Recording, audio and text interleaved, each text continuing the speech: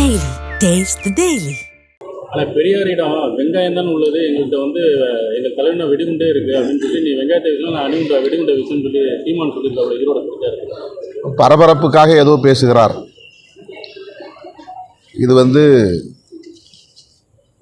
ஒரு கால பொருத்தம் இல்லாதது, கருத்தியல் பொருத்தம் இல்லாதது, அரசியல் பொருத்தம் இல்லாதது. கவன ஈர்ப்புக்காக, பரபரப்புக்காக தன்னை நம்பி வரக்கூடிய இளைஞர்களின் உணர்ச்சிகளை தன்னுடைய அரசியல் பயணத்திற்கு பயன்படுத்தி கொள்ள வேண்டும், அரசியல் நோக்கங்களுக்கு பயன்படுத்தி கொள்ள வேண்டும் என்கிற ஒற்றை நோக்கில் அவர் இவ்வாறு பேசிக் கொண்டிருக்கிறார். பெரியாருடைய வெங்காயம்தான் காங்கிரஸ் ஆட்சியை இந்த மண்ணிலே வீழ்த்தியது. அந்த வெங்காயம்தான் 50 ஆண்டுகளுக்கு மேலாக தமிழ்நாட்டில் சனாதன சக்திகளை வேரூன்ற விடாமல் தடுத்து கொண்டிருக்கிறது. பெரியாருடைய அந்த வெங்காயம்தான் இன்றைக்கும் சனாதன சக்திகளை தமிழ்நாட்டுக்குள்ளே நுழைய விடாமல் விரட்டி அடித்து கொண்டிருக்கிறது என்பதை அவரை போன்றவர்கள் புரிந்து கொள்ள வேண்டும். பெரியார் தமிழகத்திற்கு மட்டுமல்ல, இந்திய அளவில் சமூக நீதியின் பால் நம்பிக்கை கொண்ட அனைவருக்குமான ஒரு தலைவர். இன்றைக்கு சர்வதேச அளவில் அறிவியல் பூர்வமாக அனைத்தையும் அணுகக்கூடிய ஜனநாயக சக்திகளுக்கு நம்பிக்கை அளிக்கக்கூடிய ஒரு தலைவர். அவரை தனிப்பட்ட முறையிலே கொச்சைப்படுத்துவது ஏற்புடையதல்ல. இந்த போக்கை அவர் கைவிட வேண்டும் என்று நான் கேட்டுக்கொள்கிறேன். கடந்த சில நாட்களாகவே அவர் ஏற்கனவே பேசிய விஷயங்கள்லாம் பொய் அப்படிங்கிறத தொடர்ச்சியாக சொல்லிட்டு இருக்காங்க. அவர் சந்தோஷம் இருக்கும், அமரதாஸ் இருக்கும். அதை எப்படி பார்க்குறீங்க? அது குறித்து நான் கருத்து சொல்ல விரும்பவில்லை. அது ஒரு விவாதிக்கப்பட வேண்டிய முக்கியமான பிரச்சனையும் இல்லை. தமிழ்நாட்டில் எவ்வளவோ பேசப்பட வேண்டிய பிரச்சனைகள் இருக்கின்றன, விவாதிக்கப்பட வேண்டிய பிரச்சனைகள் இருக்கின்றன. வக்ஃபு வாரியத்திற்குள்ளே தலையீடு செய்யக்கூடிய சட்ட மசோதாவை கொண்டு வந்திருக்கிற பாரதிய ஜனதா அரசை பற்றி அவர் வாய் திறக்கவில்லை. சிறுபான்மையினரை தொடர்ந்து அச்சுறுத்தி கொண்டிருக்கிற பாஜக அரசை பற்றி அவர் பேசவில்லை. ஆணவ கொலைகளை பற்றி பேசவில்லை. தலித் மக்களுக்கு எதிராக நிகழ்கிற படுகொலைகளை பற்றி பேசவில்லை. பேசப்பட வேண்டிய பிரச்சனைகள் எவ்வளவோ இருக்கின்றன. தமிழீழ அரசியல் என்பது வேறு, தமிழ்நாட்டு அரசியல் என்பது வேறு. தமிழீழம் என்பது விடுதலை தொடர்பான அரசியல், தமிழ்நாட்டிலே வெறும் உரிமை தொடர்பான அரசியல். தமிழீழ விடுதலை அரசியலையும் தமிழ்நாட்டு உரிமை அரசியலையும் இணைத்து பேசுவது என்பதே பொருத்தமில்லாதது.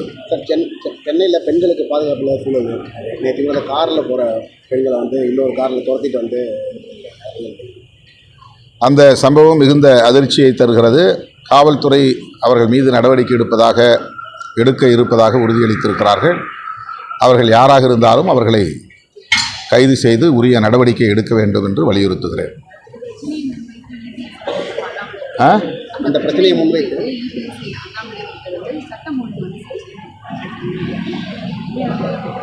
அவங்க 24 மணி நேரமும் சட்டம் ஒழுங்கு சரியில்லை என்று சொல்லிக் கொண்டிருப்பதே அரசியல் என்று எண்ணிக்கொண்டிருக்கிறார்கள். அதை தாண்டி மக்கள் பிரச்சனைகளை பற்றி அவர்கள் பேசுவதில்லை.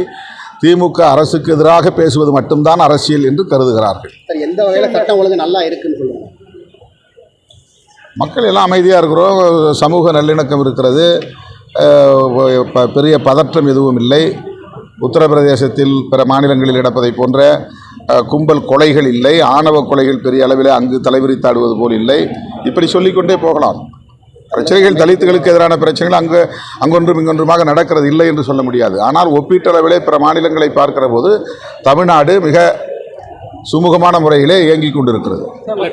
மசோதா ஜேஏசிக்கு போனதே பெரிய பாசிட்டிவாக எதிர்க்கட்சி பார்த்தாங்க.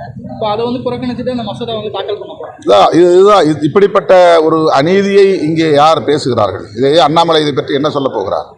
இபிஎஸ் ஏன் இதை கண்டிக்கவில்லை? இதே வேங்கவேல் பிரச்சனை சம்பந்தமாக பிரதானமான எதிர்க்கட்சி தலைவர் எடப்பாடி பழனிசாமி அவர்கள் ஏன் கையில் எடுத்து போராடக்கூடாது?